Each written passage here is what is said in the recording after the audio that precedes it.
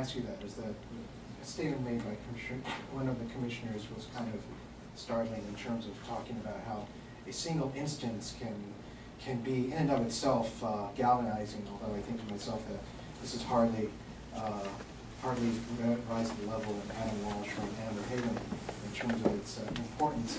But nevertheless, that being the case, I know of at least three different incidents that were brought up to the Justice Department, and for which we have yet to hear anything with regard to why or what their disposition was. One involved 2 instances during the 2006 national election cycle, where one congressional candidate in Orange County sent out a letter to 14,000 registered Latino voters. Perhaps you're familiar with that case? Only in very general terms, I'm familiar with the allegations. And then there was during also that election, there were allegations of Tucson, Arizona, involving people who wore dark clothing, their own handmade badges, not unlike other people who may wear handmade or their own design, their own omelet, with an open handgun in a holster, asking only Latino voters personal information videotaping. You don't recall that coming up to you for a decision or review, do you? No. In 2008, do you recall whether or not it was referred to you that a private investigator in New Mexico was visiting the homes of newly registered Latino voters, telling them that they could not vote and that they were here illegally, to report them to the INS? Did that ever come to your attention? Not that I recall. And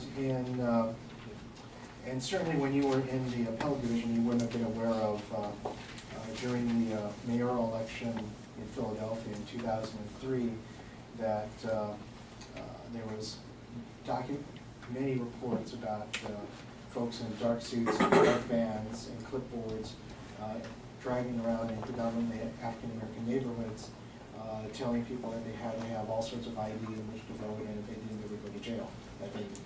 That would have been outside the purview of the civil division. Okay. I mean, look, you're describing cases that...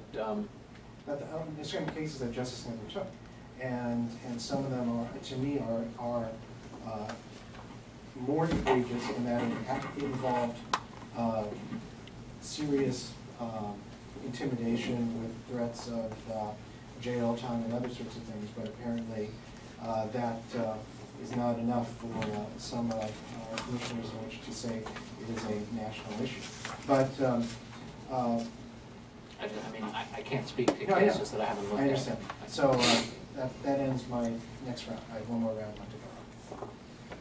Commissioner Melendez. I'll pass. Commissioner Harriet. I'll pass.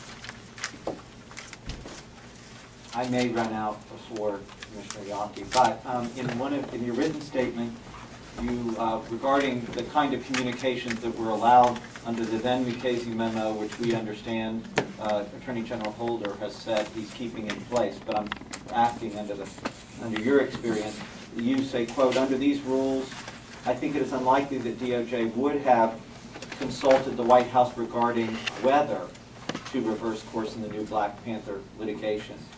Your answer, first of all, is regarding the kind of officials and the policy as you think it should be implemented. Is that correct?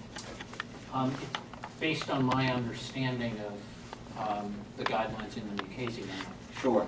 And so you don't know one way or the other whether either Bush administration officials or Obama administration officials in the Department of Justice did in fact communicate at either the filing stage or the dismissal stage.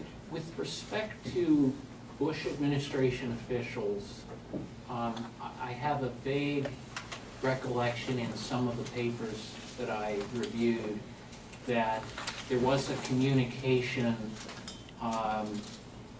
telling, I think it was the press office of the White House, that the complaint had been filed. Okay. And that gets me to my next question. do you think it would have been likely, appropriate, or either for the Obama administration to have alerted the White House that they were going to dismiss the case? I think under the Mukasey guidelines, it would have been quite appropriate and indeed, I think, affirmatively good for the department to alert the White House that this is a decision we have made. It's high profile, it's controversial, you might be hearing about it, this is what we did. Okay. But that's sort of informing them of a decision already made, which seems to me entirely appropriate and unproblematic, is very different from what the Mukasey memo is designed to get at, which is the deliberations about what the decision should be. I understand. And you think based on your testimony, I'm inferring you think it's more likely, more appropriate that the White House, if the White House was alerted when the case was filed, it's even more likely that the White House should have been alerted when they were considering dismissing it. Let me answer it this way. If I were acting associate or associate attorney general during the time of the dismissal deliberations, I would not have contacted the White House while the decision was ongoing. And that's partly to protect the perception of impartiality, and it's also, frankly, partly to protect the White House from any perception or misperception of political interference. Okay. But you would have. But I would have, after the decision was made, I think I would have made a call saying, this is what we've done. You may hear about it. And after the dismissal, right before the dismissal, do you? At a point in the process where no one could misunderstand the communication to be seeking advice with a nod and a wink. Okay, that's very helpful just for our record of what you think the proper procedure should have been. We may or may not ever find out what happened in this case. But now I want to contrast that with communications to the Attorney General. Obviously, the Civil Rights Division was supposed to raise significant matters with the Associate's Office. You said generally once a week. Right. And obviously, you were not a potted plant, so anything that you were interested in, you could have inquired about further, right? As the associate? Yes. Sure. And we have now supplemental interrogatory answers just received last week that we should have received 10 months ago, saying the Attorney General was made generally aware, I think it's not an exact quote, but pretty close, of the dismissal, the Attorney General Holder was made generally aware of the consideration of dismissal. He could have made inquiries if he thought that raised concerns. Is that correct?